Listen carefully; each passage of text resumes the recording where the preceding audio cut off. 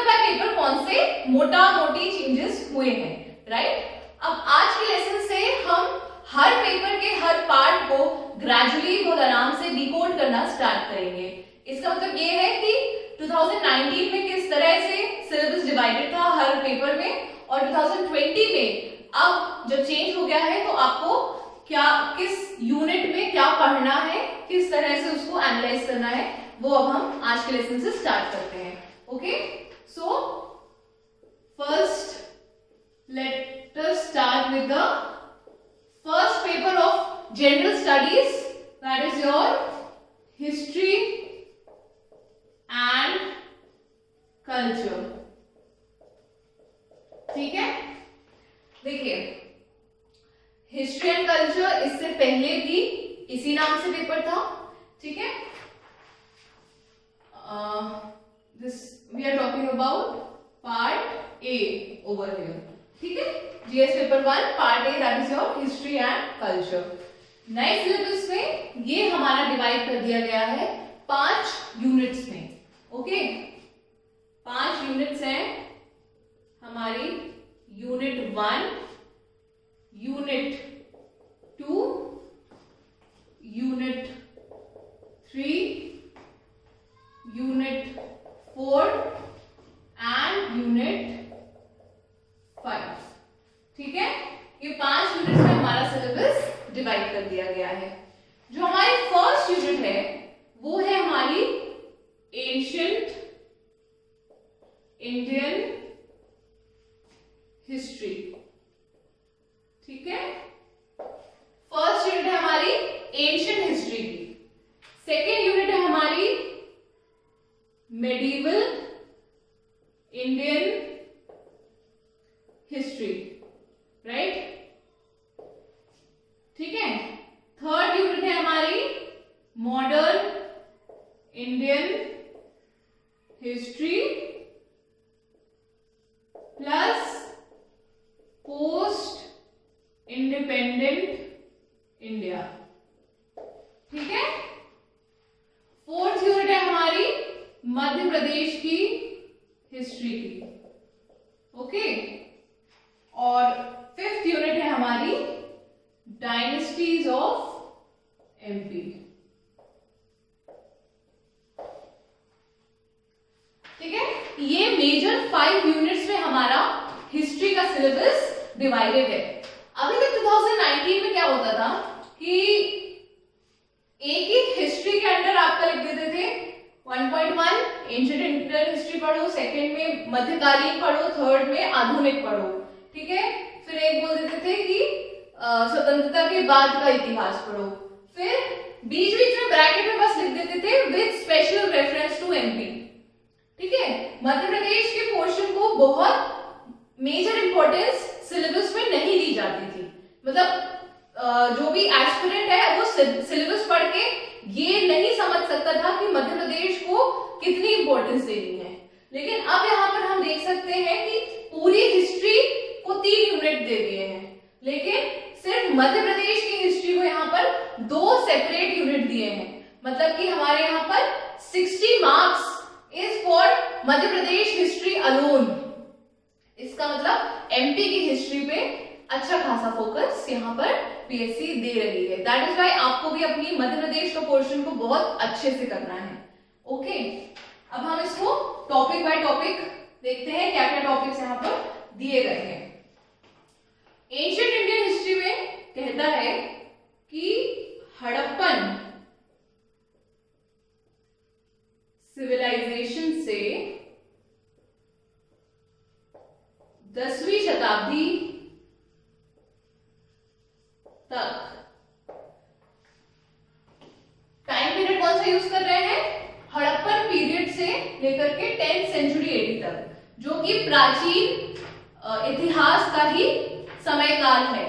ठीक है, इस पीरियड में किन किन चीजों को पढ़ना है हमें, political, social, economic and cultural history.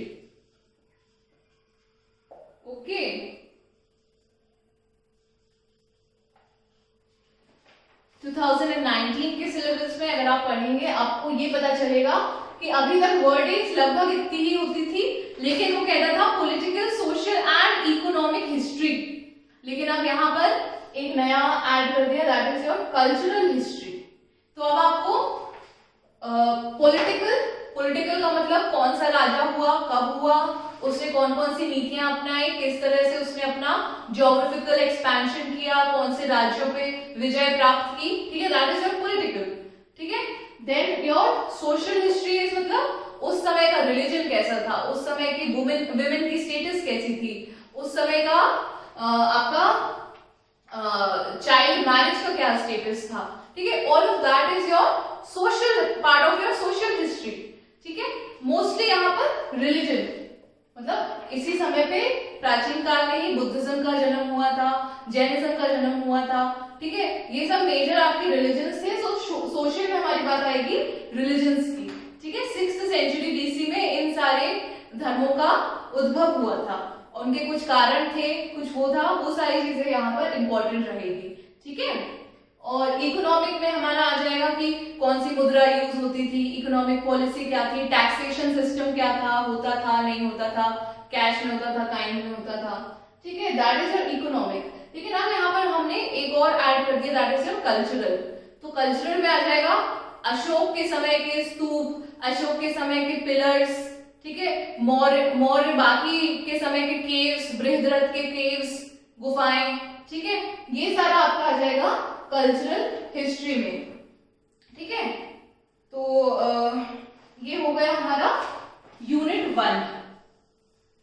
अब आपको उसमें पढ़ना ऐसे है कि आपने एक बार पढ़ लिया, आपने हड़प्पा सिविलाइजेशन जब आप पढ़ रहे हैं, ठीक है, एक बार आपने पढ़ ली हड़प्पा सिविलाइजेशन, अब आपको पढ़ने के बाद अगले दिन या उसी दिन के एंड में, आफ्टर फिनिशिंग योर टॉपिक, आपको उसमें से पूरी एक लिस्ट बनानी है क्वेश्चंस की, कि इसमें से 1 लाइनर क्वेश्चन कितने आ सकते हैं। 100 क्वेश्चंस बनते हो तो 100 क्वेश्चन बनाओ, ठीक है। मतलब ये नहीं बोल रहे कि पूरा लंबा लंबा सजा के लिखो, नो नो नो, ठीक है। वो काम करते हैं बहुत ही फ्री लोग। आप सिर्फ एक मतलब एक छोटा सा कीवर्ड लिख दो कि पोर्ट सिटी डैश धौलावीरा, ठीक है। मतलब सिर्फ ऐसे 1 वर्ड आंसर्स कितने बनते हैं ये आप लिख लो। दूसरा आप ये लिखो कि इसमें से 5 या 6 लाइनों वाले आंसर्स कितने बनते हैं। तो उसमें आप ये कर सकते हो कि मौर्य काल के जो गुप्तचर प्रथा सिस्टम था, ठीक है, जो सिस्टम ऑफ स्पाइस था वो क्या था, ठीक है। आपने पढ़ा होगा हड़प्पा सिविलाइजेशन में कि हड़प्पा सभ्यता में ऐसी कौन सी कैरेक्टरिस्टिक्स थे जिस कारण से वो सभ्यता कहलाती थी, ना कि संस्कृति।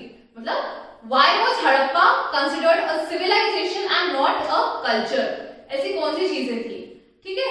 जैसे कि उसमें इंटरसेक्टेड 90 डिग्री की रोड्स थी, एक सेंट्रलाइज्ड करेंसी चलती थी, ठीक है, uniform system of weights and measures था, ठीक है। ये सारी जो चीजें हैं ये आपको आपके हड़प्पा को एक मॉडर्न मतलब आपको एक सिटी बनाती है। तो ये चीजें ऐसी जो 5 या 6 लाइंस में 5 मार्क्स से पूछी जा सकती है, ठीक है। ऐसी कौन सी प्रैक्टिसेस है हड़प्पा की जो आज की डेट में भी कंटिन्यू हो रही है। तो ये आपने बना लिए 6 मार्क्स के क्वेश्चंस की लिस्ट। आंसर आपकी विल पे है, आप उसमें से बना के लिखना है तो बना लो, नहीं तो सिर्फ क्वेश्चन पे भी छोड़ सकते हो, ठीक है। थर्ड आप बनाओ, कितने 11 मार्क्स के क्वेश्चंस आपके बन सकते हैं। फॉर एग्जाम्पल हड़प्पा के डिक्लाइन की कितनी थ्योरीज हैं उनको एक्सप्लेन करिए। तो हड़प्पा के डिक्लाइन की थ्योरीज को आप आराम से 200 वर्ड्स में एक्सपैंड कर सकते हो, ठीक है। तो ये वाली जो चीजें हैं, या फिर मौर्य के आपके कल्चर, मौर्य की स्थापत्य कला पे एक नोट लिखिए। तो ये भी आपके 200 वर्ड्स में आ सकता है।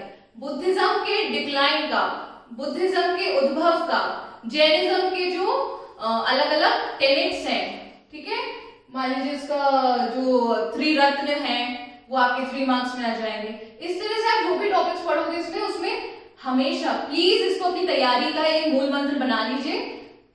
टॉपिक फिनिश करने के बाद एक लिस्ट बनाएंगे, 3 mark question, 5 mark question, 11 marks question. Okay, ये कर लिया आपने, इतना कॉन्फिडेंस आएगा, इतने अच्छे से आपकी तैयारी हो जाएगी that you will be easy to go in the exam hall, right. Next हो जाते हैं हम मेडिवल इंडियन हिस्ट्री, मध्यकालीन भारत का इतिहास। ठीक है, इसमें टाइम पीरियड दिया है 11th सेंचुरी एडी से 18th सेंचुरी एडी तक। ठीक है, ये हमारा दिया गया है। 2019 में इसमें कहते थे इस टाइम पीरियड के बीच में मध्य भारत की, सेंट्रल इंडिया की हिस्ट्री, ये एक वर्ड था 19 तक के सिलेबस में, लेकिन अब वो शब्द यहाँ पर हटा दिया गया है।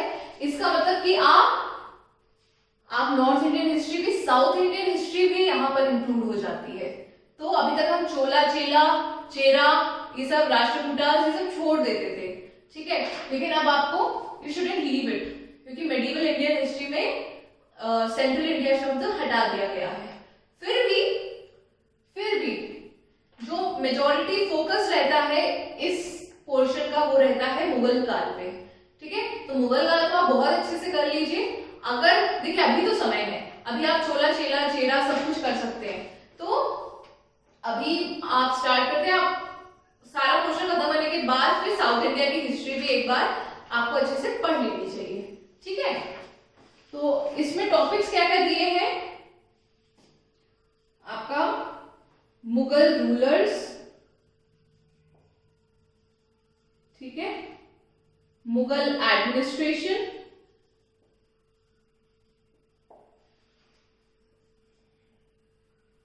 इमर्जेंस ऑफ कॉम्पोजिट कल्चर, यहां फिर कल्चर की बात आई है। देखिए अभी जो सिलेबस है इसमें मध्य प्रदेश को भी इंपॉर्टेंस दी है, कल्चर वाले एस्पेक्ट को भी इंपॉर्टेंस दी है। Impact of British rule on में 2 चीज, इंडियन इकोनॉमी, इंडियन सोसाइटी। ठीक है, देखिए आप लोग ये चीज सीखिए कि सिलेबस में अगर एक लाइन में 5 टॉपिक दे दिए हैं तो वो एक लाइन नहीं होती है सिलेबस की, 2 आर 5 सेपरेट टॉपिक्स। तो टॉपिक में से सब टॉपिक निकालना और उन सब टॉपिक पे की पढ़ाई करके उसके नोट्स बनाना, ये चीज आपको सीखनी चाहिए। क्योंकि यहाँ पे देखिए जैसे लिखा था Mughal rulers and their administration, तो यहाँ पे हमको 2 टॉपिक मिलते हैं। पहला मुगल रूलर्स, मुगल रूलर्स से हमारे कई क्वेश्चन बन सकते हैं। ठीक है, जैसे कि स्पेशली जो लेटर मुगल्स थे उसमें से 3 मार्क्स के क्वेश्चन बहुत निकलते हैं कि इसमें से कौन से मुगल, मतलब which Mughal was given the title of Rangila, ये क्वेश्चन आ भी चुका है। तो मुगल रूलर्स के बारे में आपको पढ़ना है पूरा, कब से कब तक रूलर थे, किसके बेटे थे, किसने इनको सक्सीड किया, ठीक है, उनकी मेन पॉलिसीज क्या क्या थी। ठीक है, फिर आते हैं उनका एडमिनिस्ट्रेशन। तो एडमिनिस्ट्रेशन में अगेन जितनी भी नीतियां थी, ठीक है, कोई वॉर की नीति है, कोई टैक्सेशन की नीति है, वो सब यहाँ पर हमारा इंक्लूड हो जाएगा। कोई सोशल है, इसमें आप जरूर ये ध्यान रखिए, इसमें एक बहुत इंपॉर्टेंट नाम आता है, that is your Akbar. Focus हमारा अकबर पे रहेगा। ठीक है, अकबर को बहुत ही थरली करना है। इसके अलावा जितने भी रूलर्स ऐसे थे जिन्होंने कोई पाथ ब्रेकिंग, मतलब बहुत ही डिफरेंट नई कोई नीति लागू की हो, उस पे हमें ध्यान देना है। जैसे कि घियासुद्दीन बलबन, फिरोज शाह तुगलक, ठीक है, मोहम्मद बिन तुगलक, इन्होंने इल्तुतमिश, ये बहुत सारी चीजों के पायनियर्स थे। मतलब बहुत सारी चीजों पहली बार इनके थ्रू इंडिया में आई या सिस्टम में अडॉप्ट की गई। ठीक है, तो ऐसे जितने भी रूलर्स हैं उन पे आपको स्पेशल एम्फेसिस रखना है, और उसको भी पढ़ते समय आपको ये ध्यान में रखना है, अच्छा इल्तुतमिश की ये बात हो रही है, ये हमारे 5 मार्क्स में आ सकता है, ये वाला क्वेश्चन काफी बड़ा दिख रहा है, ये हमारा 11 मार्क्स में आ सकता है। ठीक है, तो उस माइंड सेट से आपको यहाँ पर तैयारी करनी है। ठीक है, then emergence of composite, composite मतलब मिश्रित, मिश्रित संस्कृति का उद्भव। मिश्रित संस्कृति मतलब ये कि देखो मुगल्स आए थे, इस्लामिक रूलर्स आए थे, बहुत सारे ऐसे कैरेक्टरिस्टिक्स थे जो वो लेकर के आए इंडिया में, ठीक है। तो वो लेकर के आए तो इस्लामिक एलिमेंट्स के साथ साथ जो ट्रेडिशनल इंडियन एलिमेंट्स थे वो मिक्स हो गए, और उसको मिक्स होने के कारण बहुत सारे कल्चर में, संस्कृति के रूप में बहुत सारी नई चीजें निकली। हिंदुस्तानी भाषा निकली, आपके जो आर्किटेक्चर में कहीं पर जयपुर की आपकी छतरियां यूज हो रही हैं, साथ ही साथ आपके इस्लाम के उसमें वो लिखे जा रहे हैं इस्लाम के टेनेट्स, राइट। तो ये वाली जो चीज की इमर्जेंस ऑफ कॉम्पोजिट कल्चर, इस पे भी आपको ध्यान देना है। ये भी आपका एक शॉर्ट नोट के रूप में 11 मार्क्स में भी आ सकता है, 5 मार्क्स में भी आ सकता है, ठीक है। जैसे कौन सी चेंजेस हुए थे, या what are the elements that depict the emergence of the composite culture in medieval India, ठीक है। तो इस तरह के क्वेश्चन आपके बन सकते हैं। देन आपका है impact of British rule on, number 1 Indian economy, Bharat की अर्थव्यवस्था पर ब्रिटिश के आगमन का क्या प्रभाव हुआ, ठीक है, ब्रिटिश के आगमन का और उनके शासन का। तो यहाँ पर भी अच्छे खासे हमारे 5 मार्क्स के भी क्वेश्चन बनते हैं, 11 मार्क्स के भी बनते हैं। तो इसमें इंडियन इकोनॉमी में बहुत मेजर चेंजेस हुए थे, जो हमारी जीडीपी थी। अगर आपको और क्लैरिटी चाहिए, you can always hear Shashi Tharoor's speech in the जो इसके ऊपर उनकी बहुत ही फेमस स्पीच है, ठीक है, that made a lot of land right in the past, ठीक है। दूसरा है इंडियन सोसाइटी पे, इंडियन सोसाइटी भी बहुत ओवरहॉल हुई है ब्रिटिश के रूल के दौरान। तो ये सब चीजें आपको नोट फॉर्मेट में बनानी है, 3 मार्क्स, 5 मार्क्स, 11 मार्क्स, ठीक है। सब जब पूछते हैं आप नोट्स कैसे बनाए, ऐसे बनाना है आपको, आंसर बाय आंसर, ठीक है, according to the change syllabus. That is the beauty of the change syllabus. अब आपको पता है कि कैसे आपको अप्रोच करनी है चीजें। इसके पहले इतनी सारी चीजें इतनी जम्बल्ड अप होती थी कि आप एक चीज पे फोकस नहीं कर सकते थे। अब आपको एटलीस्ट ये पता है इतने ही पोर्शन से हमारे 30 नंबर मिलने हैं, इसको थरली कर लो, 30 में से 28, 25 भी मिल सकते हैं, 28 नहीं 25 तक तो मिल सकते हैं, okay. Unit 3 is your modern Indian history और पोस्ट इंडिपेंडेंस इंडिया कंबाइन किया है। इसमें कुल हमारे 7 टॉपिक हैं, ठीक है, 7 सब टॉपिक है, उसको हम देखें। पहला है reaction of Indians, reaction of Indians to the British rule. इसमें हमारे 3 टॉपिक्स आ जाते हैं, peasant revolts, tribal revolts and your first struggle of independence.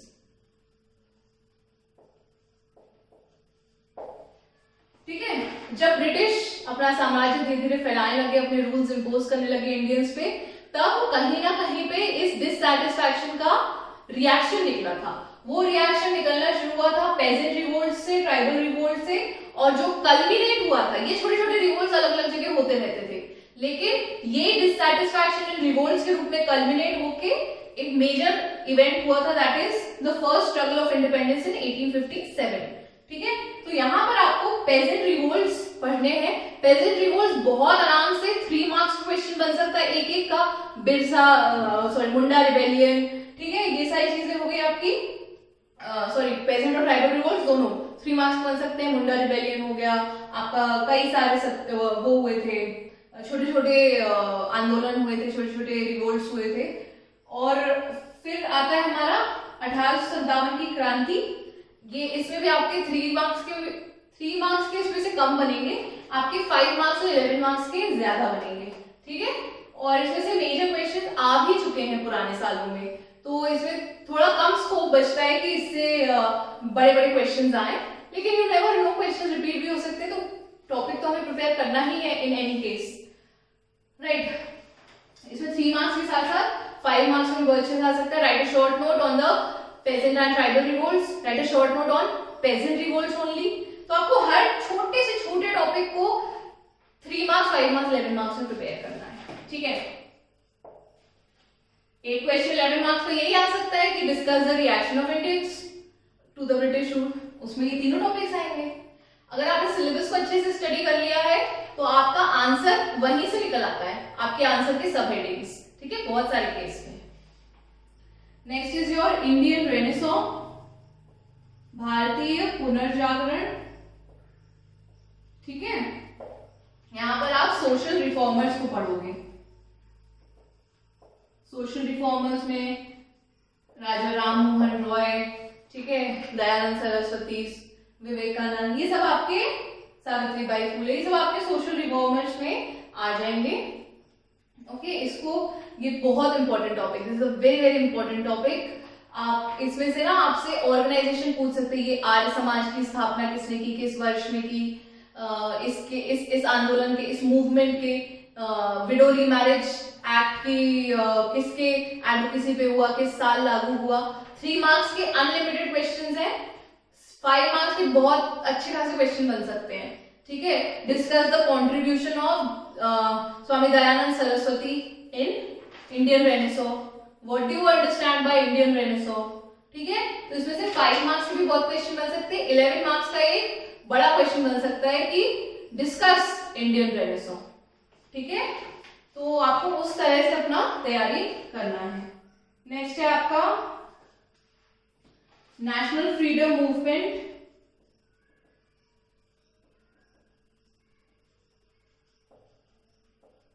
And it's leaders, ठीक है।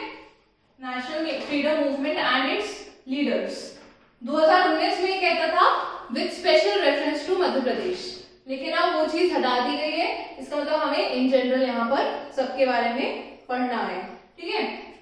अब नेशनल फ्रीडम मूवमेंट तो हमारा काफी पहले से स्टार्ट हो गया था और उसके लीडर्स भी लंबे समय से, मतलब पूरी मॉडर्न इंडियन हिस्ट्री में आपको जितने फ्रीडम फाइटर्स मिल रहे हैं, ठीक है, और स्पेशली 1885 के बाद, मतलब कांग्रेस की स्थापना के बाद आपको जो मिल रहे हैं, गोपाल कृष्ण गोखले हो गए, ठीक है, औरोबिंदो हो गए, इन सब के बारे में आपको पढ़ना है, लीडर्स के बारे में और फ्रीडम मूवमेंट के बारे में कि मॉडरेट्स क्या थे, एक्सट्रीमिस्ट कौन थे, क्यों स्प्लिट हुआ, स्प्लिट कब हुआ, कौन से सेशन में हुआ, ये आपको अच्छे से यहाँ पर पढ़ना पड़ेगा, ठीक है। देन है हमारा इमर्जेंस ऑफ इंडिया एज अ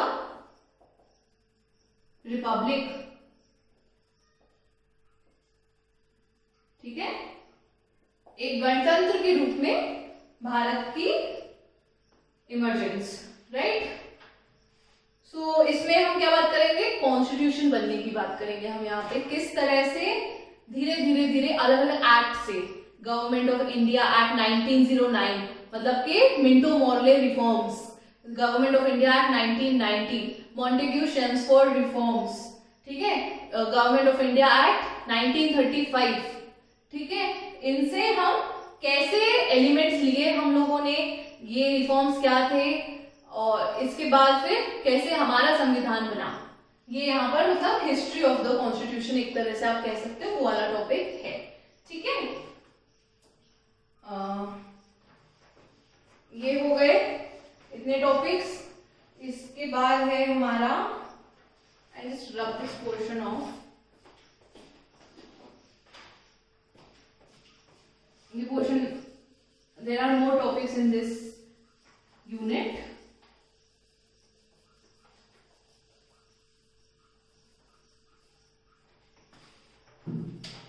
ठीक है। Then reorganisation of states,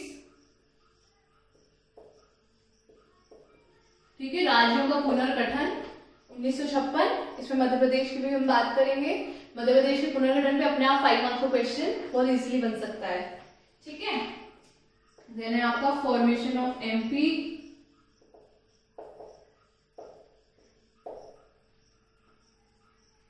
then is your major events of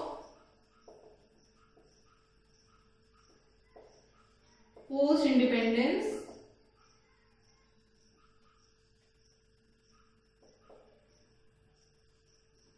India, ठीक है। मेजर इवेंट्स में आपके 3-4 ही इवेंट्स हैं। एक तो रीऑर्गेनाइजेशन हो गया जो यहाँ पे पहले ही पूछ ले रहे हैं, दूसरा आपका ग्रीन रेवोल्यूशन हो गया, ठीक है, तीसरा आपका जो वॉर्स थे वो हो गए। ये सारे आपके जो हैं हमारे पोस्ट इंडिपेंडेंट इंडिया के मेजर कुछ इवेंट्स हैं, आप और पढ़ लीजिएगा, उसमें आपको और मिल जाएगा, ठीक है। तो ये कुछ हमारे यूनिट 3 के टॉपिक्स हैं। नेक्स्ट आपका यूनिट 4 जो है that is your Madhya Pradesh की हिस्ट्री। इसमें 3 मेजर टॉपिक दिए हैं। उसमें पहला आता है independence movement in Madhya Pradesh. अभी हमने जो फ्रीडम मूवमेंट था, नेशनल फ्रीडम मूवमेंट, उसमें मैंने बताया था ना, पहले लिखा था ब्रैकेट में with special reference to MP. अब वो चीज वहां से हटाकर यहाँ रख दी गई है, मतलब इसको सेपरेट इंपॉर्टेंस दी गई है। इसमें आप 3 मार्क्स, 5 मार्क्स, 11 मार्क्स अगेन वही अप्रोच रखते हुए आपको तैयार करना है, ठीक है। Indian cultural heritage,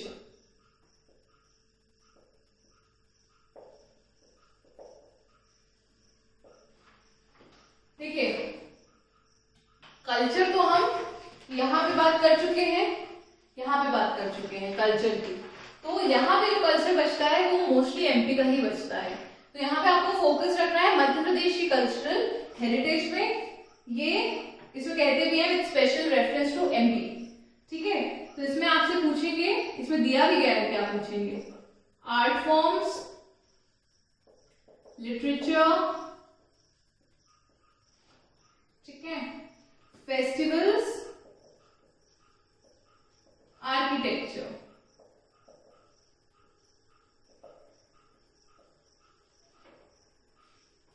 from ancient to modern, प्राचीन काल से लेकर आधुनिक काल तक, इन 4 कैटेगरी में आपको अपने कल्चर को, एमपी के कल्चर को स्पेसिफिकली एक्सप्लेन करना है, ठीक है। अब इससे ज्यादा इजीली क्या डिफाइन करेगा पीएससी सिलेबस को, मतलब बोल भी रहा है आपको मध्य प्रदेश का कल्चर पढ़ना है और उसमें भी बोल रहा है देखो ये पढ़ लेना, ये पढ़ लेना, ये पढ़ लेना, तो ये बहुत इजी हो जाता है। और ये पोर्शन जो है हमने प्रीलिम्स में ऑलरेडी पढ़ लिया होगा, मतलब ये प्रीलिम्स के साथ ओवरलैप करता है, ठीक है।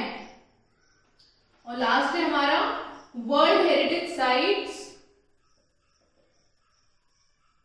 इन एमपी एंड टूरिज्म, ठीक है।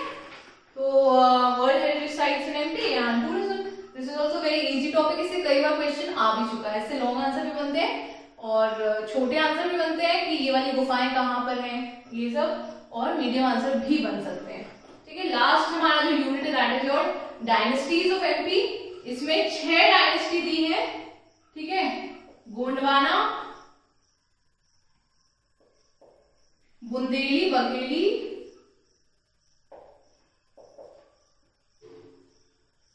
ओके, होलकर, सिंधिया,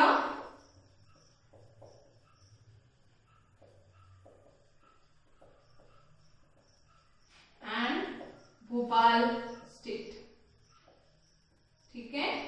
अभी तक 2019 तक ये सेपरेटली कहीं भी मेंशन नहीं था, ना पूछा जाता था, लेकिन अब पीएससी चाहती है कि जो भी एस्पिरेंट एमपीपीएससी का एग्जाम दे, मध्य प्रदेश में अधिकारी बन के आए, वो कहीं ना कहीं अपनी हिस्ट्री को अच्छे से जानते हो एटलीस्ट, ठीक है। तो इसीलिए इन डायनेस्टीज पे आपको अच्छा खासा फोकस रखना है।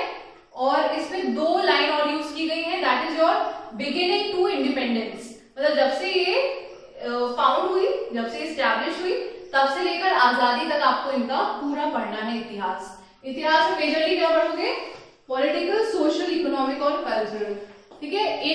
इन क्राइटेरिया में आप इन डायनेस्टीज को इवैल्यूएट करोगे, ठीक है। और एक और लाइन इसमें कही है, within geographical reference of present Madhya Pradesh, मतलब कि मान लीजिए सिंधियाज की जो टेरिटरी थी वो ऊपर तक, मतलब यूपी, राजस्थान, ये सब कवर कर रही थी, लेकिन अभी हमको उसको वर्तमान मध्य प्रदेश में उनकी बाउंड्री कहां तक थी उसको भी अपने दिमाग में रेफरेंस में रखना है। इसमें बहुत अच्छा तरीका ये है, आप हमेशा मैप को रेफर करो। मैप में एक तरफ आपने ड्रॉ कर दिया, जब आंसर लिख रहे हो तब भी एक तरफ ड्रॉ कर दिया सिंधिया स्टेट इन फला फला सेंचुरी, ठीक है, और दूसरे में कर दिया Scindia state in present day Madhya Pradesh. तो ये मैप का जब आप रेफरेंस दोगे